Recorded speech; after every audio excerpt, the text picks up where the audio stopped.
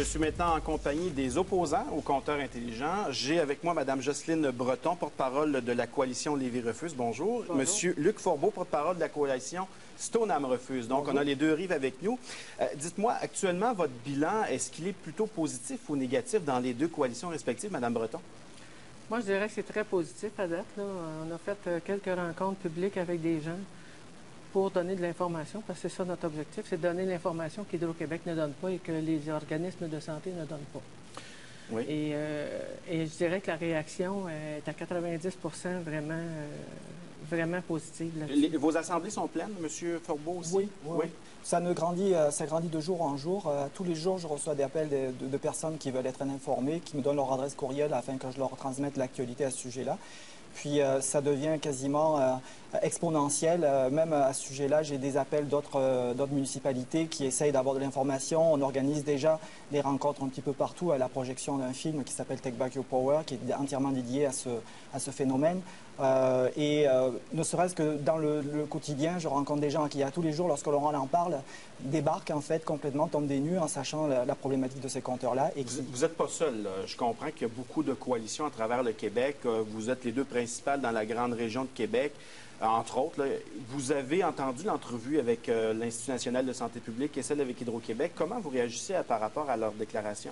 Eh bien, à ce sujet-là, c'est un classique. Les normes de santé Canada, le Code 6 de Santé Canada, ainsi que la Société royale du Canada, simplement de dire que, principalement, c'est une des normes les plus laxistes au monde. Hein. Si on regarde un petit peu ce qui se fait comparativement dans le monde, le Canada, on est à 6 millions de microwatts par mètre carré, alors qu'on va, par exemple, jusqu'à l'extrême en Autriche, à Vienne, où on est seulement à 10 000 microwatts par mètre carré. Vous en avez contre les normes. Je vais tout de suite vous présenter un tableau.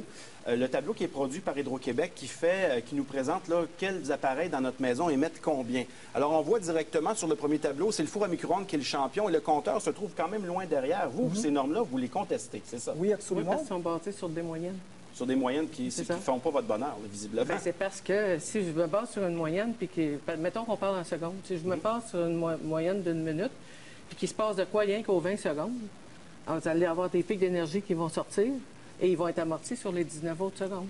Alors sur 60 secondes, ça peut ramener des valeurs complètement irréalistes par rapport à ce qui se passe vraiment. Le tableau le plus réaliste, c'est celui-ci. On va le voir à l'instant. Vous croyez que ça c'est plus représentatif de la réalité? Absolument, absolument. Parce que de toute façon, on regardait un petit peu... Le compteur est en premier à ce moment-là. Bien sûr, parce que comme sur les moyennes, comme disait Mme Breton, on se retrouve dans des valeurs, surtout sur les pics, les mesures ponctuelles, où on s'aperçoit que, par exemple, c'est jusqu'à 65 000 microwatts par mètre carré. Et puis, ce sont des rapports qui ont été fournis par le rapport du CRI, le Centre de recherche industrielle du Québec, et puis l'Energy Power Research Institute des États-Unis. Donc, il y a des chercheurs crédibles. Absolument. Et puis, à ce niveau-là, ce que disait tantôt Monsieur Lavoie au niveau de la Société royale du Canada, justement, le 14 avril en 2014, deux chercheurs qui étaient invités pour voir un petit peu créditer un petit peu ce qui se faisait au niveau de cette société. Voilà, ont carrément démissionné pour dire qu'il manquait d'objectivité et qu'ils ne reconnaissaient pas ce qui avait été fait justement sur la reconnaissance des effets sur les champs électromagnétiques. Mais c'est dur pour la population de s'y retrouver. On a l'impression qu'on a des deux côtés des avis scientifiques très, ma foi, crédibles. Il faut dire que Santé Canada ne se fie que sur les effets thermiques. Oui, c'est-à-dire la chaleur dégagée par un micro-ondes. Alors que la recherche qui démontre qu'il y a d'autres effets, c'est des effets biologiques qui n'ont pas rapport du tout avec les effets thermiques. Et toutes les études qui traitent de ça n'ont pas été tenues en compte dans les décisions de Santé Canada pour établir ces normes. Avez-vous peur des fois de vous faire considérer comme des gens qui croient à la théorie du complot, des hurluberlus, des marginaux? Je dois vous dire qu'on aimerait tellement que ça soit la réalité, parce que vous ne pouvez pas vous imaginer un petit peu dans quel mode de vie on peut imaginer le futur pour nos enfants. Donc on aimerait tellement que ça soit quelque chose une pure fabulation, mais le problème c'est qu'au jour, vous regardez, vous tapez seulement compteur intelligent sur Internet, que ce soit en anglais ou en français, c'est des pages et des pages de mauvaises nouvelles qui apparaissent. Et là, par rapport à ça, justement, pour revenir, si vous permettez, par rapport à ce que disait notre prédécesseur, quand il parlait de l'effet nocebo, le 14 novembre 2014, le National Center for Biotechnology Information de l'US National Library of Medicine confirme que l'effet nocebo ne peut être uniquement la cause des symptômes pour les personnes malades suite à une exposition au compteur Il y a une guerre de scientifiques, clairement. Absolument. Qu'est-ce que vous dites, Mme Breton, vous, aux gens qui se présentent dans les assemblées? Nous, ce qu'on leur dit, c'est que on n'est pas des scientifiques. On sait que la preuve n'est pas faite qu'il y a réellement des effets nocifs, mais la preuve du contraire non plus. Et c'est ça notre problème avec les organismes officiels. C'est qu'ils se fient sur des études qui ont été faites ailleurs, ils ne font pas leurs propres études, ils ne vont pas chercher leurs propres résultats. Et les études qui sont faites sont souvent financées par l'industrie qui vend les appareils.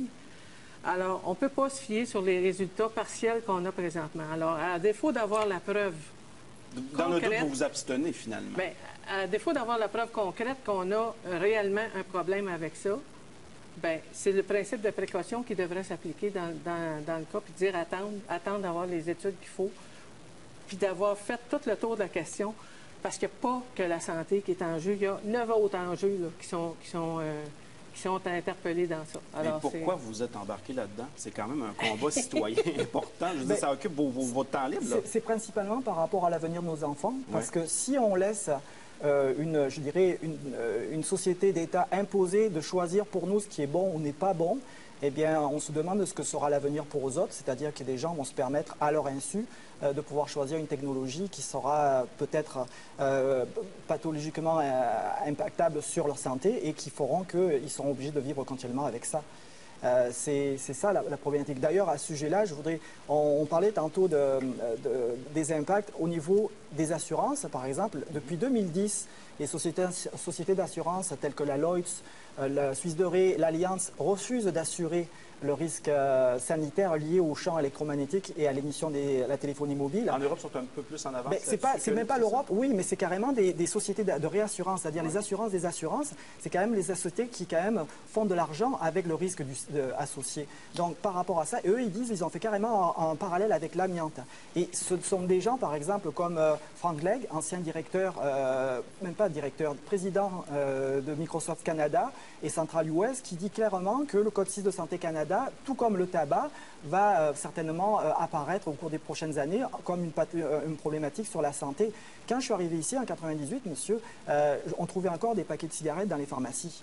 Et maintenant, on sait très bien que seulement le fait d'exposer aux fumées est nocif. Alors quand on nous arrive avec des tels paramètres, eh bien, on peut trouver avoir une certaine réserve par rapport à ça. En terminant, Mme Breton, est-ce que vous allez continuer longtemps ce combat-là, à tenir des assemblées? Oui, moi je pense qu'il faut informer les gens. C'est ça le problème. Les gens ne sont pas informés. Puis d'ailleurs, on a une prochaine rencontre qui va se faire le 11 mars à 19h. Elle va se faire à la salle Alphonse Desjardins au cégep Beauce-Appalaches. Ce sera donc à suivre. À Saint-Georges-de-Beauce. Merci beaucoup, Mme Breton. Merci. M. Faubourg, merci. Merci.